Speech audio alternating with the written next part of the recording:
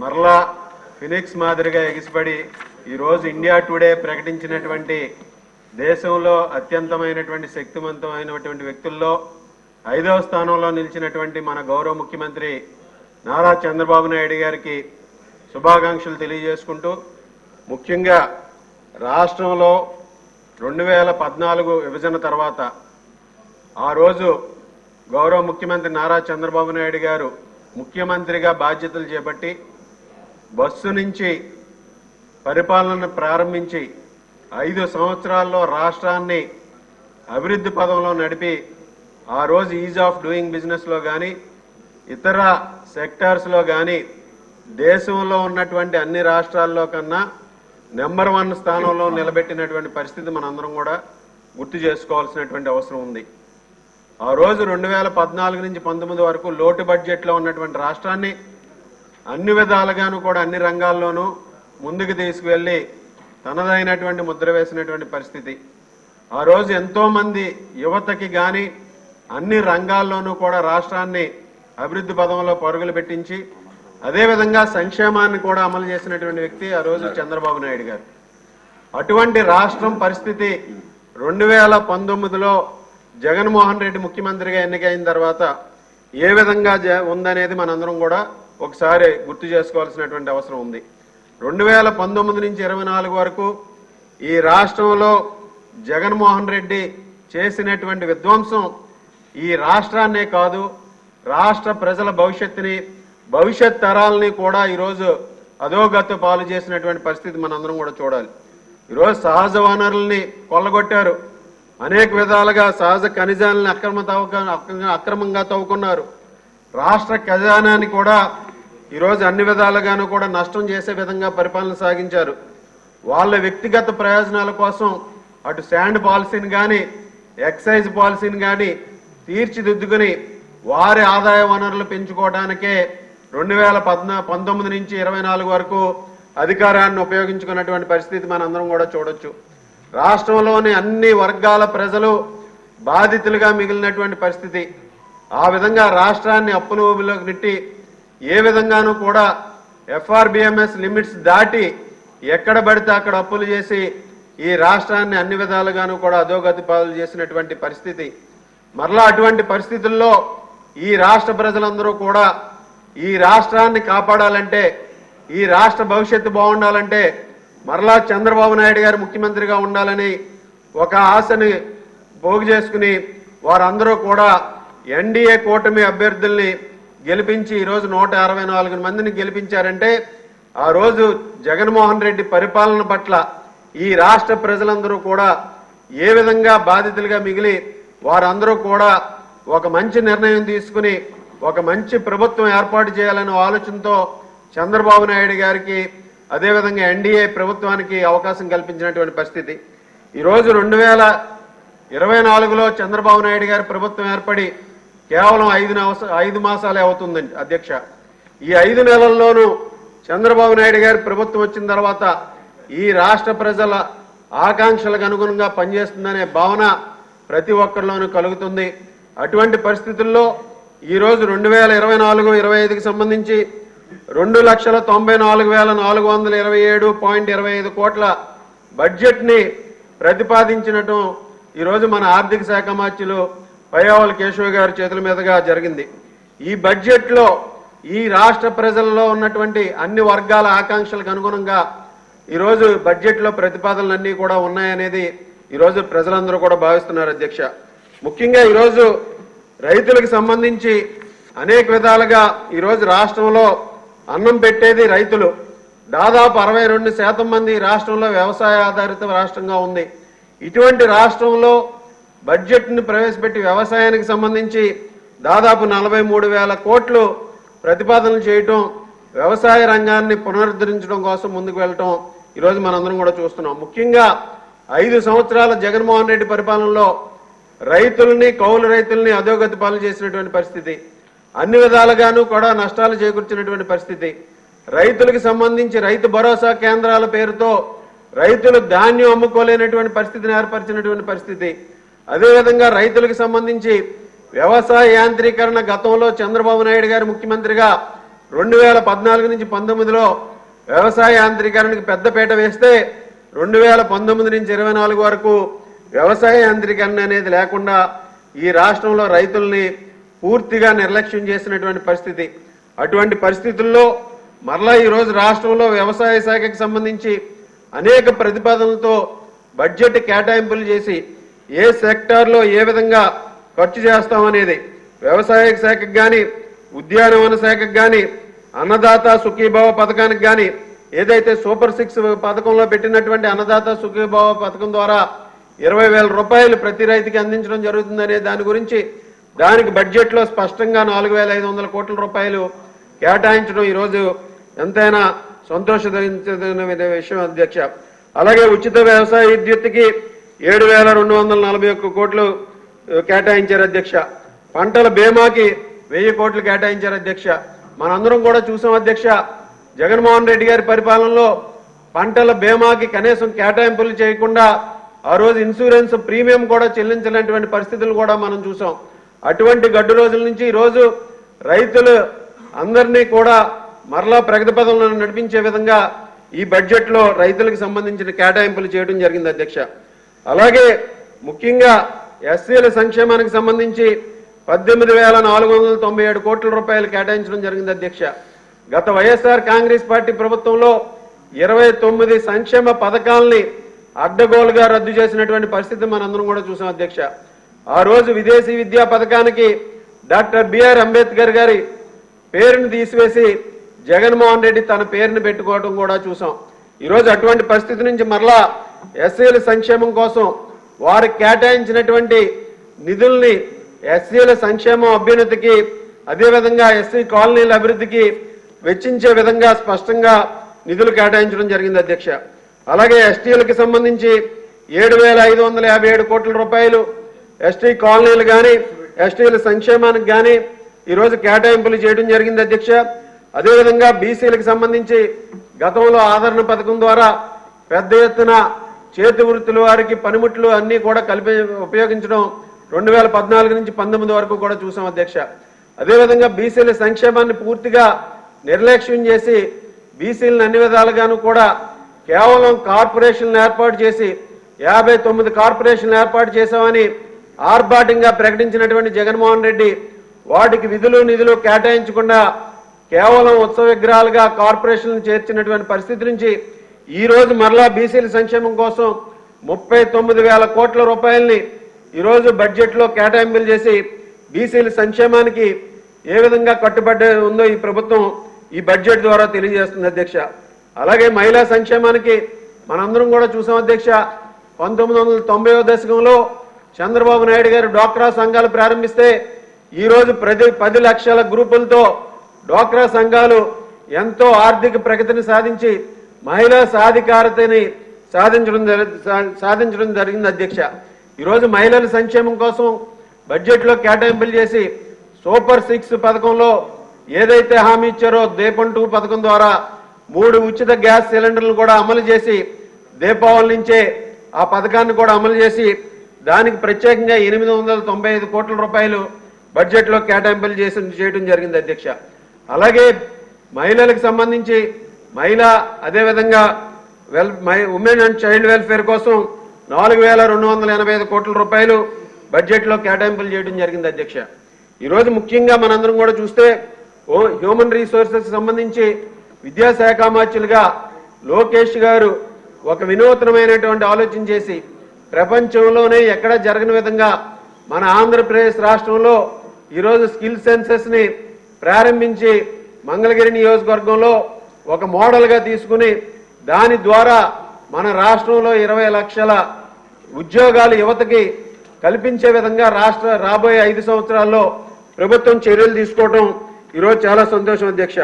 ఆ విధంగా స్కిల్ డెవలప్మెంట్కి సంబంధించి ఈరోజు యువతలో ముఖ్యంగా నైపుణ్యాభివృద్ధి సాధించే విధంగా అలాగే యువతకి సంబంధించి వివిధ దశల్లో వారందరికీ కూడా స్కిల్ అండ్ స్కిల్ ఇంటర్నేషనల్ ప్రగతి ద్వారా 1,215 కోట్ల రూపాయలు కూడా కేటాయింపులు చేయటం ఈరోజు యువత భవిష్యత్తుకి ఇది ఒక తొలిమెట్టుగా భావిస్తున్నాను అధ్యక్ష. అలాగే ముఖ్యంగా స్కూల్ ఎడ్యుకేషన్కి సంబంధించి ప్రాథమిక విద్యలో నాడు నేడు అని చెప్పి వైఎస్ఆర్ కాంగ్రెస్ పార్టీ ప్రభుత్వంలో ఆ పథకం ద్వారా అనేక విధాలుగా దోచుకోవడం జరిగింది అధ్యక్ష. అనేక స్కూల్స్లో పనులు ప్రారంభించి మధ్యలోనే ఆపేసి ఈరోజు అనేక గ్రామాల్లో స్కూల్స్లో అన్నీ కూడా ఈరోజు అపరిష్కృతంగా అక్కడ బిల్డింగ్లన్నీ కూడా కంప్లీట్ అవ్వకుండా ఉన్నటువంటి పరిస్థితి అధ్యక్ష. ఈరోజు అటువంటి పరిస్థితి నుంచి మరలా బడ్జెట్లో కేటాయింపులు చేసి 29,909 కోట్ల రూపాయలు శాంక్షన్స్ చేసి మరలా ప్రాథమిక విద్యకి అన్ని విధాలుగాను కూడా ముందుకు తీసుకెళ్లే విధంగా లోకేష్ గారి నాయకత్వంలో ఈ బడ్జెట్లో ప్రతిపాదనలు చేయడం జరిగింది అధ్యక్ష. సూపర్ 6 ద్వారా ముఖ్యంగా ఏదైతే హామీ ఇచ్చారో తల్లికి వందనం ద్వారా ప్రతి విద్యార్థి ప్రైమరీ నుంచి ఇంటర్ వరకు ఉచితంగా విద్య పొందే విధంగా ఈరోజు ప్రభుత్వం ఈ బడ్జెట్లో ప్రతిపాదనలు పెట్టి చర్యలు తీసుకోవడం మనందరం కూడా చూడాలి అధ్యక్ష. అలాగే వివిధ పథకాలకి విద్యాశాఖలో ఉన్నటువంటి వివిధ పథకాలకి డాక్టర్ సర్వేపల్లి రాధాకృష్ణ గారు కానీ సామాజికవేత్త డొక్కా సీతమ్మ గారి పేర్లు కూడా పెట్టడం కూడా ఈరోజు ఈ ప్రభుత్వం యొక్క ఆలోచన విధానానికి నిదర్శనం అని ఈ సందర్భంగా తెలియజేస్తున్నాను అధ్యక్ష. అలాగే హైయర్ ఎడ్యుకేషన్కి సంబంధించి 2326 కోట్ల రూపాయలు కూడా శాంక్షన్ చేసి ఈరోజు ఉన్నత విద్యను కూడా తీసుకెళ్లే విధంగా, అలాగే ఫీజు రీఎంబర్స్మెంట్ కూడా ఏదైతే గత ప్రభుత్వం బకాయిలు పెట్టిందో దాన్ని కూడా చెల్లించే విధంగా కూడా చర్యలు తీసుకోవడానికి బడ్జెట్లో కేటాయింపులు చేయడం జరిగింది అధ్యక్ష. ముఖ్యంగా ఆరోగ్యానికి సంబంధించి గత ప్రభుత్వం ఆరోగ్యశ్రీ పథకం ద్వారా 1000 ట్రీట్మెంట్స్ అందిస్తామని చెప్పి ప్రగల్భాలు పలికి దాన్ని పూర్తిగా నిర్లక్ష్యం చేసి ఆరోగ్యశ్రీ నెట్వర్క్ ఏదైతే ఉందో హాస్పిటల్స్ అన్నింటినీ కూడా నిర్వీర్యం చేసినటువంటి పరిస్థితి మనందరం కూడా చూసాం అధ్యక్ష. ఈరోజు అటువంటి పరిస్థితి నుంచి డాక్టర్ ఎన్టీఆర్ వైద్య సేవా ట్రస్ట్ ద్వారా ఈరోజు అన్నిటి కూడా గతంలో 104, 108 సర్వీసెస్ కూడా నిర్వీర్యం చేసినటువంటి పరిస్థితి నుంచి ఈరోజు మరలా ఆ సర్వీసెస్ అన్నింటినీ కూడా పునరుద్ధరించి బడ్జెట్లో 18,421 కోట్ల రూపాయల కేటాయింపుల ద్వారా వైద్య రంగానికి ప్రత్యేకమైన నిధులు కేటాయించి ఈరోజు రాష్ట్ర ప్రజల భవిష్యత్తుకు అనుగుణంగా వారి ఆరోగ్యాన్ని కాపాడే విధంగా ముందుకు వెళ్ళడం జరుగుతుంది అధ్యక్ష. అలాగే ఈరోజు ముఖ్యంగా పంచాయతీరాజ్ రూరల్ డెవలప్మెంట్ తీసుకుంటే అధ్యక్ష, ముఖ్యంగా మన ఉప ముఖ్యమంత్రి వారిలో పవన్ కళ్యాణ్ గారి నాయకత్వంలో ఆగస్టు 23వ తేదీ ఒకే రోజు 13,326 గ్రామ సభలు నిర్వహించి ఈ రాష్ట్రంలో ప్రపంచ రికార్డుని సృష్టించడం జరిగింది అధ్యక్ష. ఈ గ్రామ సభల ద్వారా రాష్ట్రంలో గతంలో ప్రభుత్వం నిర్లక్ష్యం చేసినటువంటి రోడ్ల నిర్మాణాన్ని కానీ డ్రైనేజీల నిర్మాణాన్ని కానీ చేసే విధంగా ప్రతిపాదనలు తీసుకుని రాబోయే సంక్రాంతిలోపు గ్రామాల్లో రోడ్లు డ్రైనేజీల నిర్మాణాన్ని పూర్తి చేసే విధంగా కూడా వర్కుల్ని ప్రతిపాదన చేయడం జరిగింది అధ్యక్ష. ఆ విధంగా ముఖ్యంగా గ్రామీణ వ్యవస్థలో ముఖ్యంగా తాగునీరు గ్రామీణ వ్యవస్థ అంతా కూడా బాగుండాలంటే ముఖ్యంగా బడ్జెట్లో కేటాయింపులు సక్రమంగా జరిగి జలజీవన్ మిషన్ ద్వారా ఏదైతే గత ప్రభుత్వం నిర్లక్ష్యం చేసిందో జలజీవన్ మిషన్ నిధుల్ని పక్కదోవ పట్టించి ఇంటింటికి మంచినీరు కార్యక్రమాన్ని ఈరోజు పేలవంగా అమలు చేసిందో దాన్ని మరలా సరిచేసి ఈరోజు అన్ని విధాలుగాను కూడా గ్రామీణ వాతావరణాన్ని గ్రామాలను అభివృద్ధి చేసే విధంగా ఈరోజు ప్రభుత్వం 16,736 కోట్ల రూపాయలని ఈరోజు కేటాయించడం మనందరం కూడా ఆలోచించాలి అధ్యక్ష. అలాగే ముఖ్యంగా పట్టణాలు తీసుకుంటే పట్టణాభివృద్ధిని పూర్తిగా నిర్లక్ష్యం చేయడం జరిగింది అధ్యక్ష. గత ప్రభుత్వ హయాంలో 5 సంవత్సరాల్లో పట్టణాల్లో ఎక్కడా కూడా పారిశుద్ధ్యం లేదు, వ్యర్థాల నిర్వహణ లేదు, అన్ని విధాలుగాను కూడా టన్నుల కొద్ది వ్యర్థాలు ఈరోజు ఏ పట్టణంలో తీసుకున్నా నిల్వ ఉన్నటువంటి పరిస్థితి అధ్యక్ష. కనీసం పట్టణాల్లో పారిశుద్ధ్యం లేక అనేక మంది ఎన్నో ఆరోగ్య సమస్యలు ఎదుర్కొన్నటువంటి పరిస్థితి అధ్యక్ష. అటువంటి పరిస్థితుల్లో మరలా ఈరోజు పట్టణాభివృద్ధికి సంబంధించి కేటాయింపులు చేసి మరలా పట్టణాలన్నింటినీ కూడా సుందరీకరణ చేసే విధంగా ఈరోజు ముందుకు వెళ్ళడం జరిగింది అధ్యక్ష. అలాగే అమరావతి ఈరోజు రాష్ట్ర ప్రజలకు ఆకాంక్షలకు అనుగుణంగా అమరావతి ఏకైక రాజధానిగా ఉండాలని ఈ రాష్ట్ర ప్రజలందరూ కూడా గట్టిగా నమ్మారు అధ్యక్ష. దానికి అనుగుణంగా ఈరోజు ఈ ప్రజా రాజధాని నిర్మాణానికి 15,000 కోట్ల రూపాయల్ని ఈరోజు కేంద్ర సహకారంతో కేటాయించడం కూడా చూడాలి అధ్యక్ష. అలాగే ముఖ్యంగా గత ప్రభుత్వం చంద్రబాబు నాయుడు గారు ప్రారంభించినటువంటి అన్నా క్యాంటీన్ని మూసివేసి పేదలకు కడుపు కొట్టినటువంటి వైఎస్ జగన్మోహన్ రెడ్డి ఈరోజు అటువంటి పరిస్థితి నుంచి మరలా అన్న 123 పట్టణాల్లో 204 అన్నా క్యాంటీన్ని ప్రారంభించినటువంటి ఘనత ఈ కూటమి ప్రభుత్వానికి దక్కుతుంది అధ్యక్ష. అదేవిధంగా జగనన్న కాలనీల పేరుతో సెంటు భూమి అని చెప్పి ఈరోజు అనేక కాలనీల్లో కనీసం మౌలిక సదుపాయాలు లేకుండా, రోడ్ల నిర్మాణం జరగకుండా, డ్రైనేజ్ నిర్మాణం జరగకుండా, ఎటువంటి మౌలిక సదుపాయాలు లేకుండా ఈరోజు ఆ కాలనీలన్నింటినీ కూడా పూర్తిగా అసంబద్ధంగా వదిలేసినటువంటి జగన్మోహన్ రెడ్డి ఈరోజు మరలా ఈ ప్రభుత్వం వచ్చిన తర్వాత, కూటమి ప్రభుత్వం వచ్చిన తర్వాత 2 సెంట్లు 3 సెంట్లు పథకాన్ని తీసుకొచ్చి ఈరోజు వాటికి కూడా రాబోయే రోజుల్లో ప్రతి పేదవానికి అందించే విధంగా కూటమి ప్రభుత్వం ఈరోజు మాట ఇచ్చిందనేది మనందరం కూడా చూడాలి అధ్యక్ష. హౌసింగ్ సంబంధించి ఈరోజు మరలా సొంత స్థలం ఉన్న వారికి కూడా 4 లక్షల రూపాయలు నిధులతో ఇల్లు కట్టుకునే విధంగా ప్రభుత్వం గ్రాంట్ ఇవ్వడం జరుగుతుంది అధ్యక్ష. దానికి సంబంధించి 4012 కోట్ల రూపాయలు ఈరోజు బడ్జెట్లో కేటాయింపులు చేయడం జరిగింది అధ్యక్ష. అలాగే ముఖ్యంగా ఇరిగేషన్కి సంబంధించి పోలవరం ఆంధ్రప్రదేశ్ ప్రజల జీవనాడిగా ఈరోజు మనందరికీ తెలుసు అధ్యక్ష. గత ప్రభుత్వంలో చంద్రబాబు నాయుడు గారు ముఖ్యమంత్రిగా ఉన్నప్పుడు పట్టిసీమ పథకం ద్వారా నదుల అనుసంధానానికి నాంది పలికారు అధ్యక్ష. అదేవిధంగా పోలవరం నిర్మాణాన్ని ఆ రోజు ప్రతి సోమవారాన్ని పోలవరంగా చేసుకుని ఆ రోజు 70% పనులను పూర్తి చేసి పోలవరం నిర్మాణాన్ని పరుగులు పెట్టిస్తే జగన్మోహన్ రెడ్డి అధికారంలోకి వచ్చిన తర్వాత కేవలం 6% కూడా కంప్లీట్ చేయకుండా ఆ ప్రాజెక్ట్ నిర్మాణాన్ని పూర్తిగా నిర్వీర్యం చేసినటువంటి పరిస్థితి. ఈరోజు మరలా బడ్జెట్లో ప్రత్యేకంగా కేటాయింపులు చేసి పోలవరం నిర్మాణానికి అన్ని రకాలుగాను కూడా పరుగులు పట్టించే విధంగా కూడా చర్యలు తీసుకోవడం జరుగుతుంది అధ్యక్ష. ఈరోజు ఇరిగేషన్కి సంబంధించి 16,705 కోట్ల రూపాయలు బడ్జెట్లో ప్రతిపాదనలు చేసి ఈరోజు రాబోయే రోజుల్లో ఇరిగేషన్కి ఏ విధమైనటువంటి ప్రాముఖ్యత ఈ ప్రభుత్వం ఇస్తుందనే దానికి ఈరోజు ఇది ఒక నిదర్శనం అధ్యక్ష. అలాగే ముఖ్యంగా పారిశ్రామిక రంగం అంతా కూడా కుదేలైపోయినటువంటి పరిస్థితి జగన్మోహన్ రెడ్డి ప్రభుత్వంలో చూసాం అధ్యక్ష. పారిశ్రామికవేత్తలందరూ కూడా ఏదైతే చంద్రబాబు నాయుడు గారు ఆ రోజు పారిశ్రామికవేత్తలను తీసుకొచ్చి పెట్టుబడుల కోసం ఇక్కడ ఎంఓయూలు చేశారో వారందరూ కూడా 2019లో జగన్మోహన్ రెడ్డి అధికారంలోకి వచ్చిన తర్వాత ఈ రాష్ట్రం నుంచి పారిపోయినటువంటి పరిస్థితి మనందరం కూడా చూసాం. మరలా ఈరోజు ఈ ప్రభుత్వం అధికారంలోకి వచ్చిన తర్వాత ఈరోజు చంద్రబాబు నాయుడు గారిని ఒక బ్రాండ్ అంబాసిడర్గా ఈరోజు వారు భావించి మరలా అభివృద్ధికి బ్రాండ్ అంబాసిడర్గా భావించి ఈరోజు మరలా పారిశ్రామికవేత్తలు కానీ ఈరోజు అనేక మంది ఇన్వెస్టర్స్ కానీ ఈ రాష్ట్రంలో క్యూ కడుతున్నటువంటి పరిస్థితి మనందరం కూడా చూడొచ్చు. ఈరోజు పారిశ్రామిక అభివృద్ధి పాలసీని కూడా ఈరోజు ప్రకటించి పరిశ్రమలకు ప్రత్యేకంగా ఈరోజు రెడ్ కార్పెట్ వేసి పారిశ్రామికవేత్తలకి స్వాగతం పలుకుతున్నటువంటి పరిస్థితి మనందరం చూడొచ్చు అధ్యక్ష. ఈరోజు ఇండస్ట్రియల్ డెవలప్మెంట్కి సంబంధించి 3,127 కోట్ల రూపాయలు బడ్జెట్లో కేటాయింపులు చేయడం జరిగింది అధ్యక్ష. అలాగే విద్యుత్ రంగానికి తీసుకుంటే అధ్యక్ష, గతంలో చంద్రబాబు నాయుడు గారు 2014లో ముఖ్యమంత్రిగా ఎన్నికైనప్పుడు 22,000 మిలియన్ యూనిట్లు లోటు ఉన్నటువంటి విద్యుత్ రంగాన్ని 2019కి మిగులు విద్యుత్ యూనిట్గా మారిస్తే, రాష్ట్రంగా మారిస్తే 2019లో జగన్మోహన్ రెడ్డి అధికారంలోకి వచ్చిన తర్వాత ఈ రాష్ట్రంలో ఉన్నటువంటి విద్యుత్ రంగంలో ఉన్నటువంటి పెట్టుబడుల్ని రాష్ట్రం నుంచి పారిపోయే విధంగా అన్ని పాలసీలని మార్చి విద్యుత్ రంగాన్ని పూర్తిగా నిర్వీర్యం చేసి కనీసం 24 గంటలు కరెంటు కూడా అందించలేనటువంటి దయనీయమైనటువంటి స్థితికి తీసుకొచ్చినటువంటి పరిస్థితి మనందరం కూడా చూడొచ్చు అధ్యక్ష. ఈరోజు వారు పెంచినటువంటి వారు ఏదైతే ట్రూ అప్ ఛార్జెస్ వేశారో ఈరోజు రాష్ట్ర ప్రజల మీద అటువంటి భారం పడుతుంది అధ్యక్ష.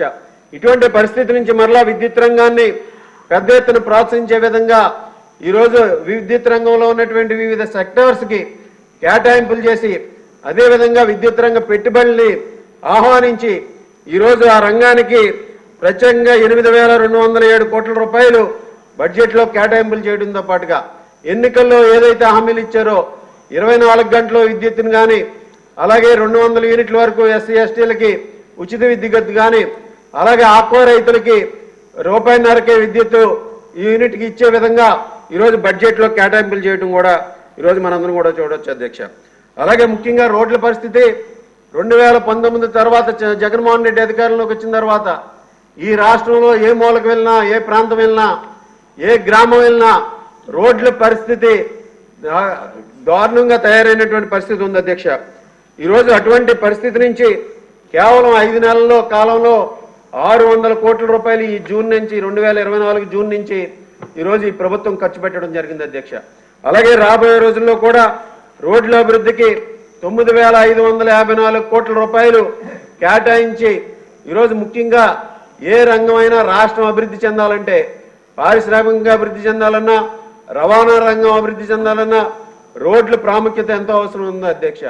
అటువంటి ప్రాముఖ్యతని ప్రభుత్వం గమనించి రోడ్లకు పెద్ద ఎత్తున నిధులు కేటాయించడంతో పాటుగా ఈరోజు పీపీపీ మోడ్లో కూడా రోడ్ల నిర్మాణం చేయాలనే ముఖ్యమంత్రి గారి ఆలోచనతో ముందుకు వెళ్ళడం జరుగుతుంది అధ్యక్ష. అలాగే పోలీసు శాఖకి సంబంధించి ముఖ్యంగా 8,495 కోట్ల రూపాయలు కేటాయించారు అధ్యక్ష. అలాగే స్పోర్ట్స్కి సంబంధించి కానీ, పర్యాటకంగా రంగానికి సంబంధించి కానీ చేసినట్టు కేటాయింపులు కూడా ఆ రంగాల్లో ఈరోజు మనకి చూస్తున్నటువంటి ప్రగతిని కూడా సాధించే విధంగా ముందుకు వెళ్ళడం జరుగుతుంది అధ్యక్ష. ఈరోజు ఈ బడ్జెట్ అన్ని రంగాలలోనూ కూడా ఈరోజు ప్రాముఖ్యత గమనించి అన్ని విధాలుగాను కూడా ఈరోజు బడ్జెట్లో కేటాయింపులు చేసి ఈరోజు మన ఆర్థిక శాఖ మంత్రులు పయ్యావుల కేశవ్ గారు ఒక ముందు చూపుతో ఒక మంచి బడ్జెట్ని ఈరోజు కేటాయించి ప్రతిపాదనలు చేసి రాష్ట్ర ప్రజల ఆకాంక్షలకు అనుగుణంగా ఈరోజు రాష్ట్ర ప్రజలు ఏదైతే ఆశలు పెట్టుకున్నారో ఈ కూటమి ప్రభుత్వం మీద దానికి అనుగుణంగా బడ్జెట్ని ప్రతిపాదించి ఈరోజు ముందుకు రావడం చాలా సంతోషమని సందర్భంగా నేను ఈ బడ్జెట్ని